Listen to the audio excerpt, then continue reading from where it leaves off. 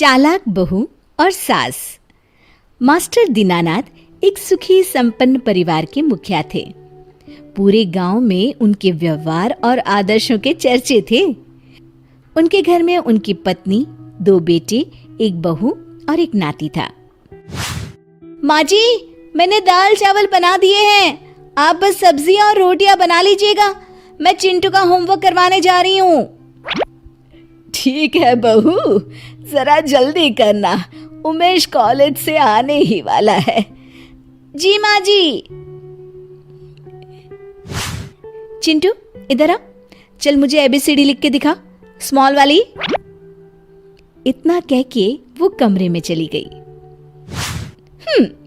अब मेरे देवता भी नहीं जाने वाले, मैं तो आराम से टिकटॉक बनाऊंगी, बिंदास। तभी उमेश भी आ जाता है। माँ, खाना बना क्या? हाँ, बस रोटियां सेक रही हूँ। भाभी कहाँ है? चिंटू को पढ़ा रही है, मैं लगाती हूँ ना खाना, बस 5 मिनट रुक जा।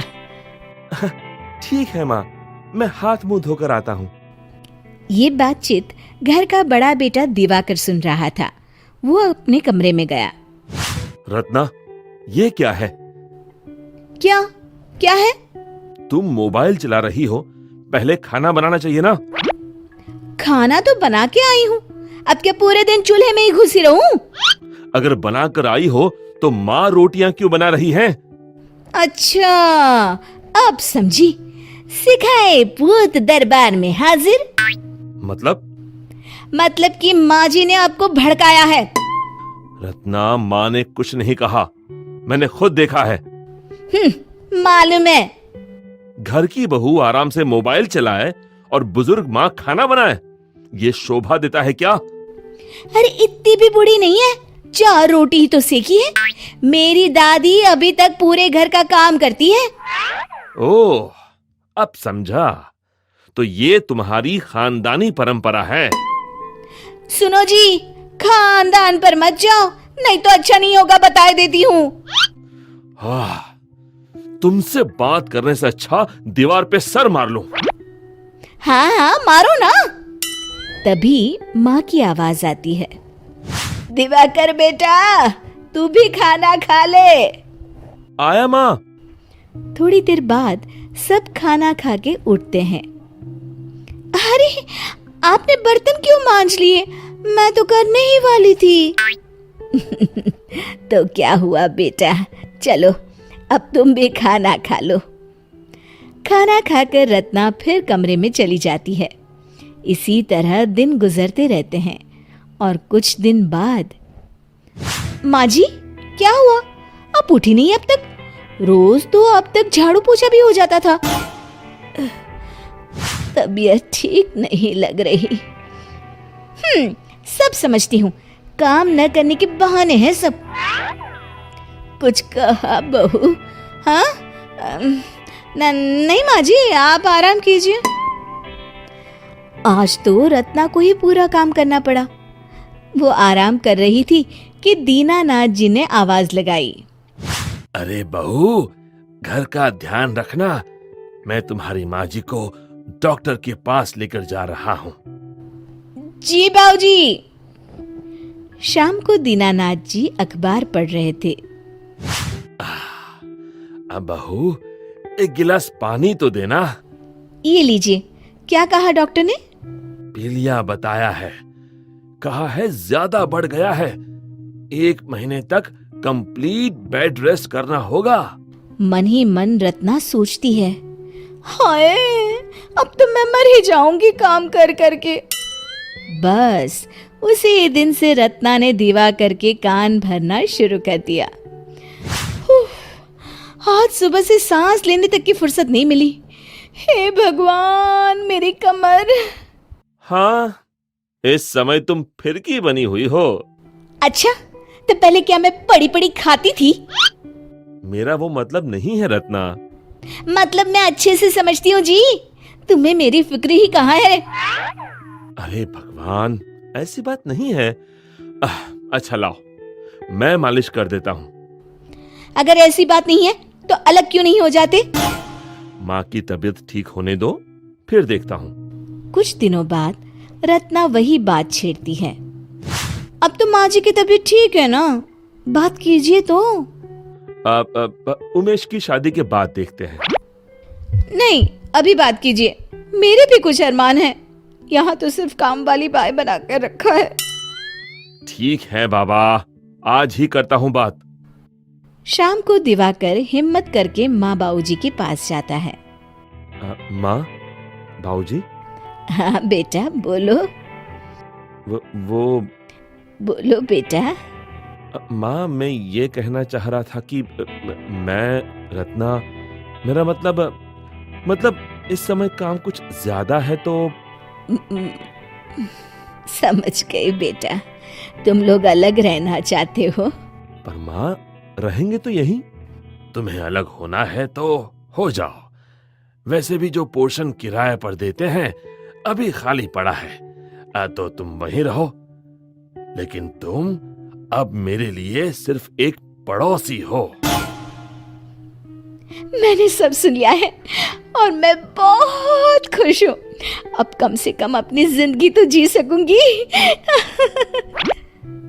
उसी दिन से वे बाबूजी के कहे अनुसार घर के दूसरे हिस्से में रहने लगते हैं। सुबह होते ही, सुनो, आप इस लिस्ट में लिखा सामान ले आइए, मैं चिंटू को ट्यूशन से ले आती हूँ।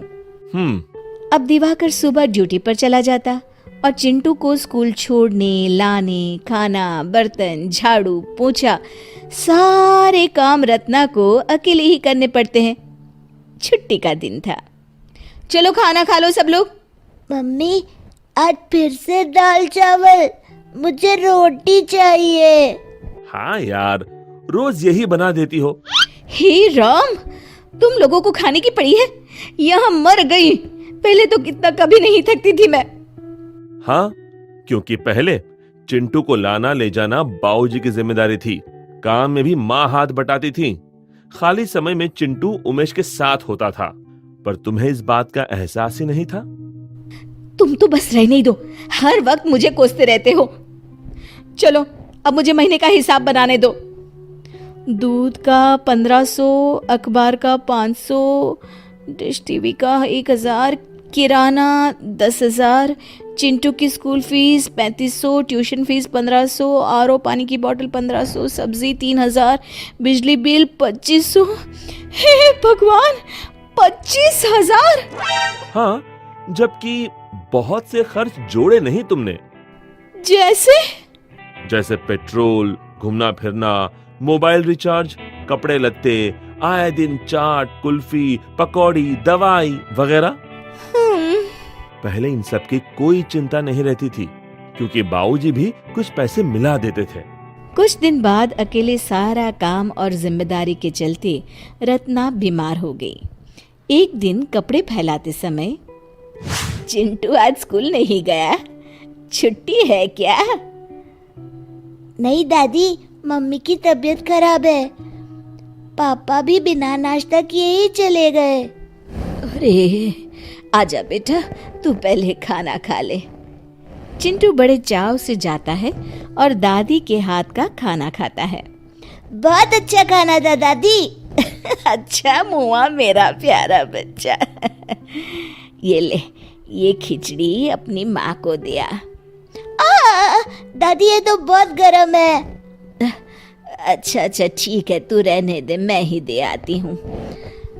रत्ना के घर जाकर वे देखती हैं कि पूरे घर में कपड़े, जूठे बर्तन, जूते, चप्पल फैले हुए हैं। अरे घर का क्या हाल बना रखा है बहू। अरे माँ जी, आप आइए ना, बैठिए। बैठी रहे, पहले ये खिचड़ी खा, तब तक मैं घर ठीक कर देती हूँ। 1 घंटे में ही घर चमकने लगा। ला बर्तन दे, शाम को सबके लिए खाना भेज दूंगी। माँ जी, मुझे माफ कर दीजिए माँ जी, मैंने आपको गलत समझा। ये कहते हुए वो सासू माँ के पैर पकड़ लेती है। कोई बात नहीं बेटा, गलती इंसान से ही तो होती है, और तू तो मेरी बहू है। तब तक दिवाकर भी ड्यूटी से लौट आया। पर यहाँ का माहौल देखकर छुप कर देखने लगा। पत्नी को बहुत देर से गायब देख दीनानाथ जी भी उसे बुलाने आए हुए थे। माँ बाबूजी को घर पर न देखकर उमेश भी वहीं आ गया और अंदर का नजारा देख वहीं खड़े हो गए। सासू बहू का भरत मिलाप हो गया। हमें माफ कर दीजिए। बेटा, सुबह का भूला शाम को घर आ जाए तो उसे भूला नहीं कहते। चलो, तुम्हारा घर तुम्हारा इंतजार कर रहा है। और उसके बाद सब खुशी खुशी पहले की तरह एक साथ रहने लगते हैं। शिक्षा: हमें हमेशा बड़े बुजुर्गों का सम्मान करना चाहिए और हमेशा मिलजुल कर रहना चाहिए, क्योंकि मुसीबत में अपने ही काम आते हैं। दोस्तों, हमें उम्मीद है कि आपको हमारी ये कहानी पसंद आई होगी। कृपया हमारे चैनल को सब्सक्राइब करें और सभी अपडेट्स के लिए बेल आइकन जरूर दबाएं। और हाँ, वीडियो लाइक और शेयर करना मत भूलिएगा। Bye bye.